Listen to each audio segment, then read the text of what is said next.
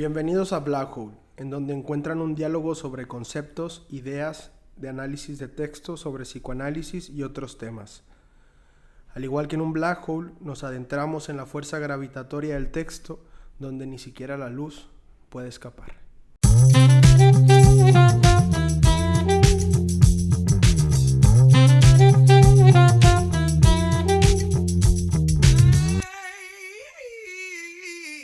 Bienvenidos. ¿Cómo estás, amigo?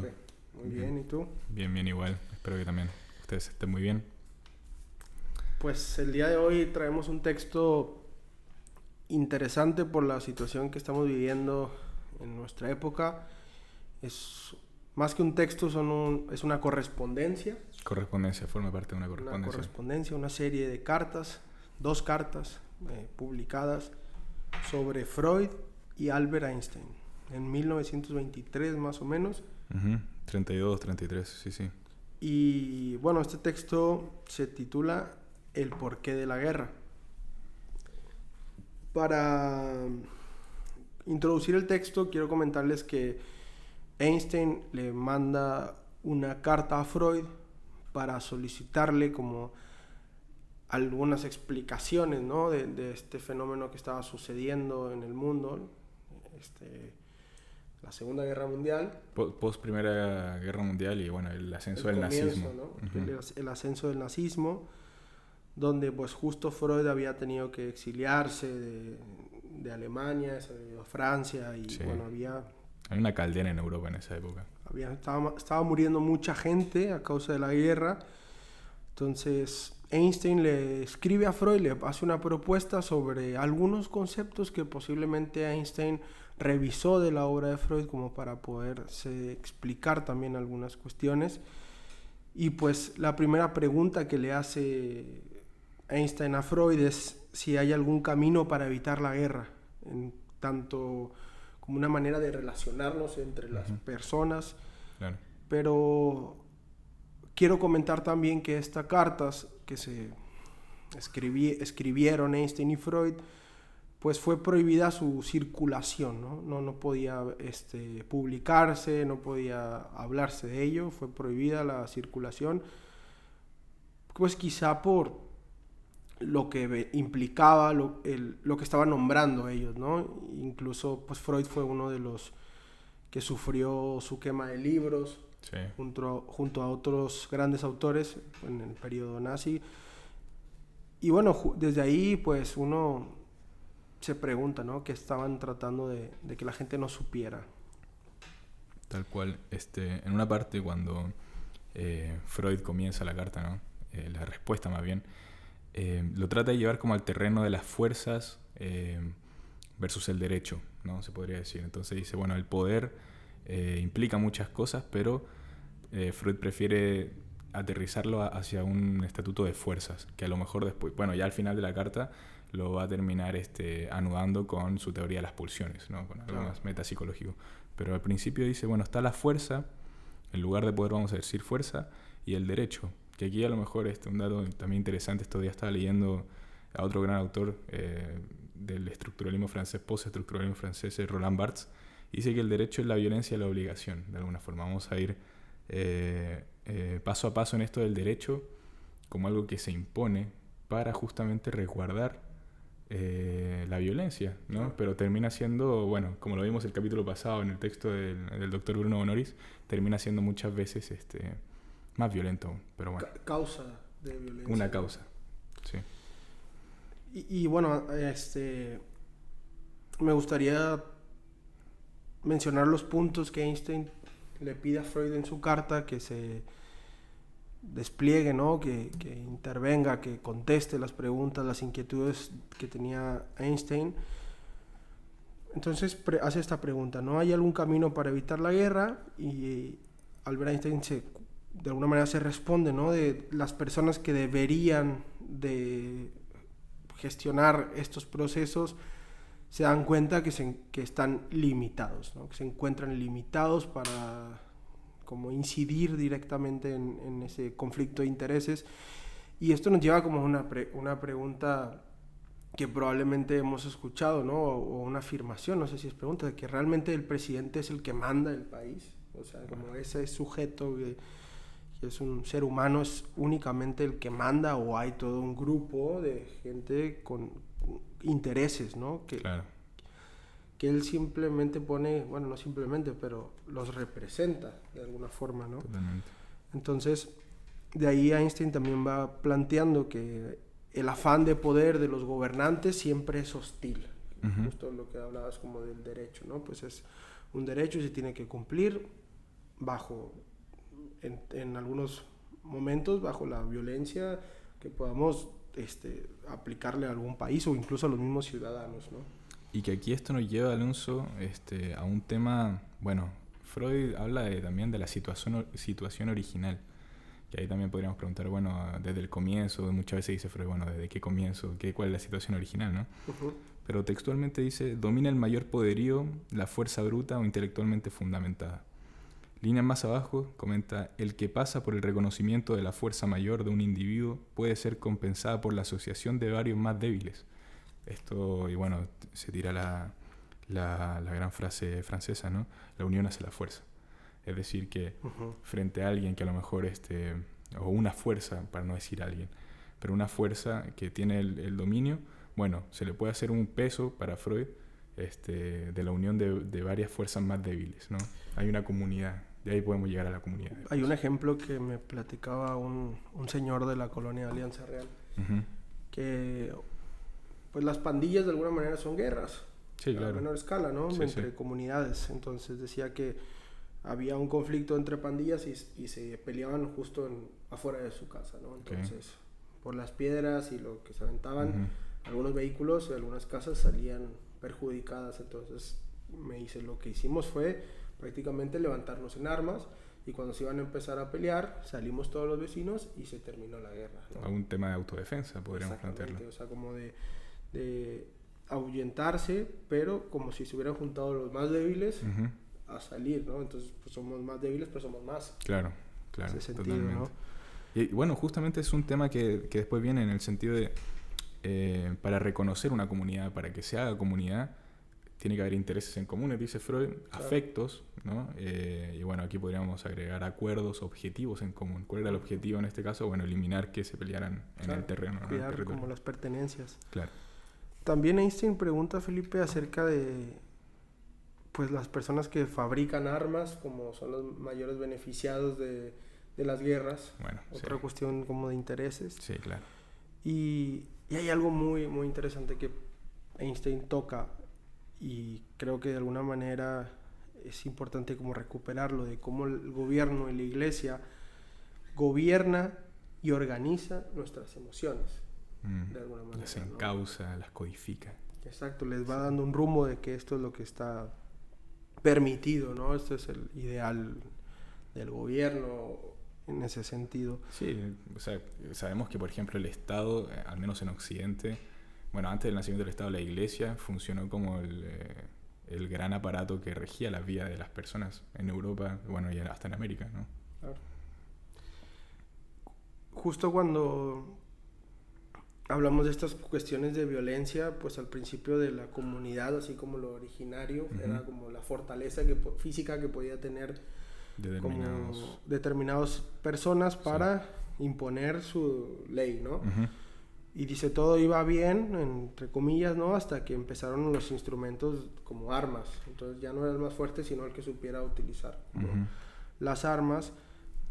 Y aquí a mí me da la impresión de que Freud se pone un poco hegeliano, uh-huh. diciendo como si los vencedores matan a los conquistados, o en ese sentido, como en un conflicto de dos personas, el otro bando muere, pues qué sentido tiene.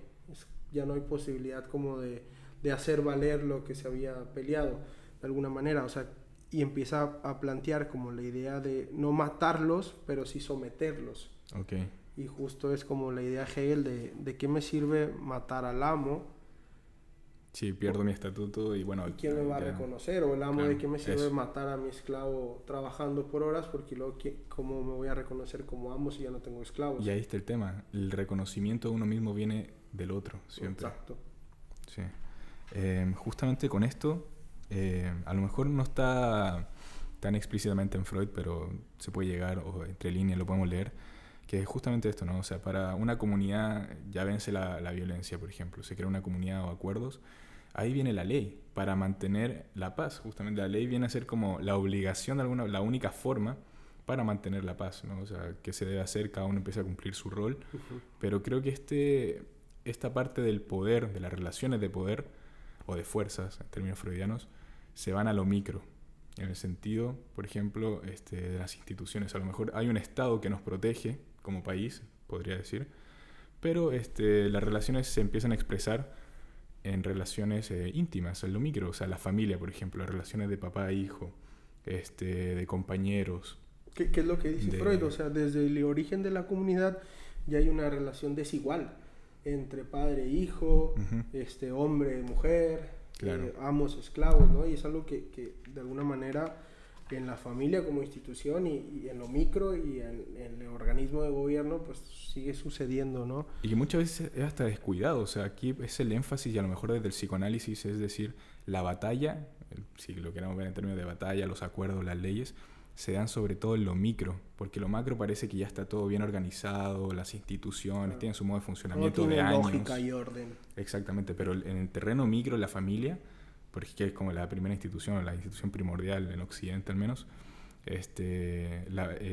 no sé, la relación de pareja también, de amistad, qué sé yo, esos son los terrenos micros que hay que ver y que hay que disputar también. Sí, sí. En ese sentido, también plantea cómo estas leyes son dictadas por los dominadores, nada más. Bueno, o sea, como la parte de los que gobiernan son los que fabrican las leyes, pero en qué contexto, lo incluso económico, cultural y político las piensan, ¿no? Los intereses, ahí venimos los intereses, ¿no?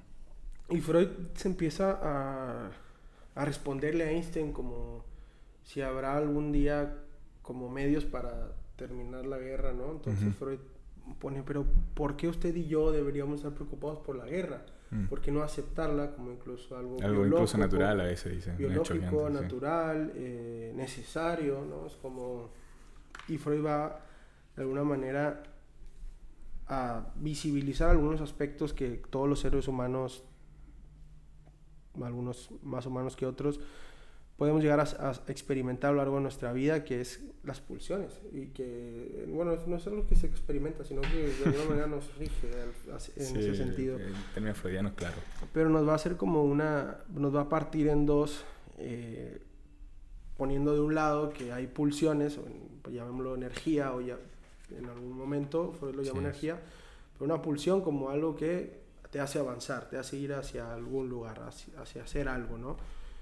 Hay dos tipos, las que tratan de conservar, por ejemplo, la vida y la especie, y la de, por ejemplo, reunir lo que está desintegrado, ¿no? Por ejemplo, una comunidad desintegrada, pues hay pulsiones que la gente puede implicarse en ello y hacer que la gente se reúna, como en términos de comunidad.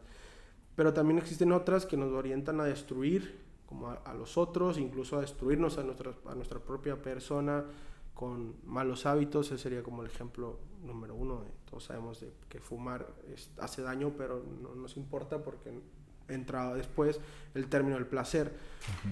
Y en ese sentido, Freud dice, la guerra de alguna manera tiene una transfiguración teórica. Estamos del lado del amor y el odio. Entonces, ¿cómo los seres humanos, a partir del odio, podría de alguna forma explicarse el porqué de la guerra? Y luego aquí, no sé si realmente lo plantea así, pero me hace mucho sentido que después diga, pensemos en la Santa Inquisición. Que, si no me equivoco, es el tema de la Iglesia, de la conquista del pensamiento, de que se van a hacer instituciones y que van a dictar la palabra del Señor, que es un libro, y todos se pusieron de acuerdo para... La Santa Inquisición empieza a operar como ley, más allá de un acto brutal y desmedido y ilógico, en términos de la Iglesia en su momento operaba como una parte de la ley, una práctica legal. Y como, por ejemplo, algunas cosas, por ejemplo, un seguro de vida funciona diferente si estás casado o no. Bueno, o sea, ya podías entrar en cuestiones más económicas, pero como esta Santa Inquisición su intención era dominar y poseer, destruir, por ejemplo, ideologías o formas de organización por amor a una idea. Ahí está. ¿Cómo haces que integras el amor y el odio en una causa? Ahí está.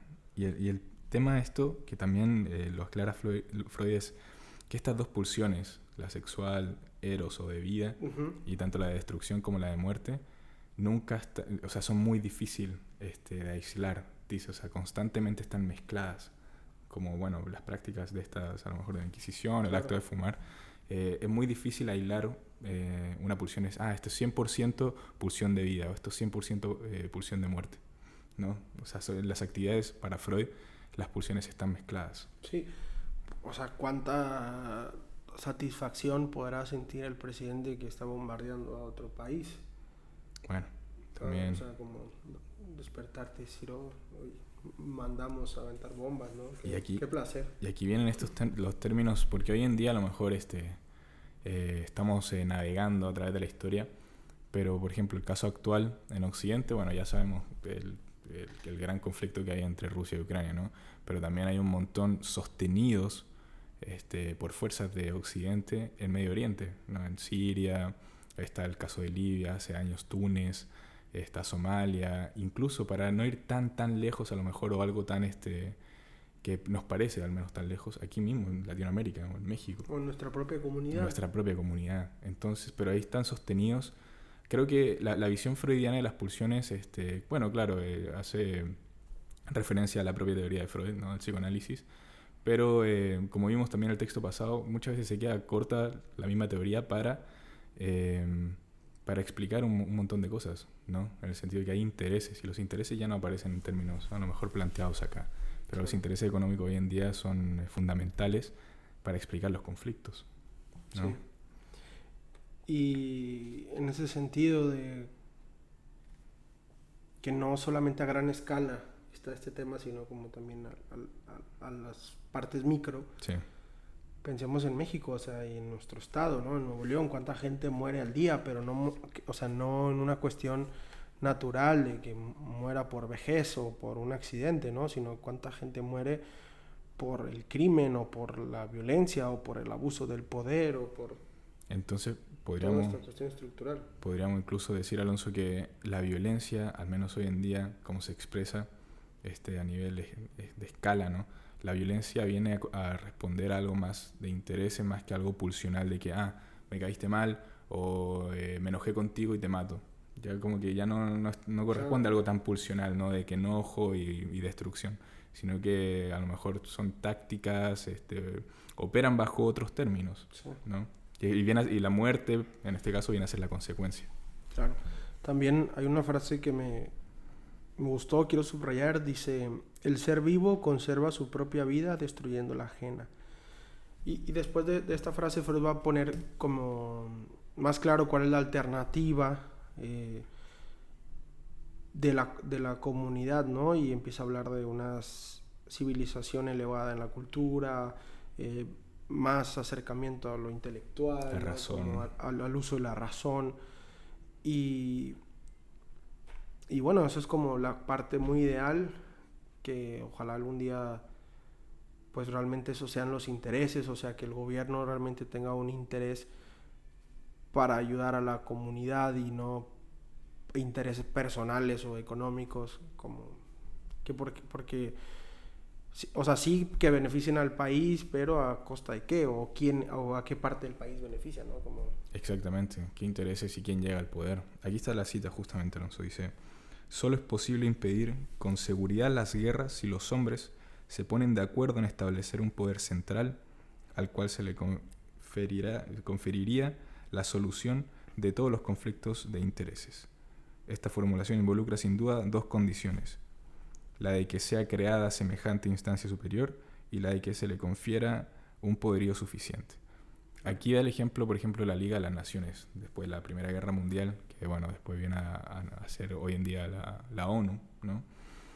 Pero, ¿cuál sería el problema aquí de un poder central? Lo que ya veníamos planteando, ¿no? Por ejemplo, esto del Estado podría ser un poder central en cierto territorio. Exacto. Pero bueno, dentro hay muchas cosas, hay intereses también, ¿no? En ciertos territorios, o por ejemplo ahora con lo que estamos viendo en el este de Europa, ¿no? La OTAN podría ser cierto poder central, entre comillas, pero bueno, hay un adversario, está Rusia, pero es conflicto de interés en el fondo. El poder central no garantiza, no quiero decir nada, pero no, exactamente, no garantiza mucho la paz, para ser precisos. Y sí, y bueno, y lo otro, para que ese poder central llegue a ser poder central justamente y garantizar, tiene que someter.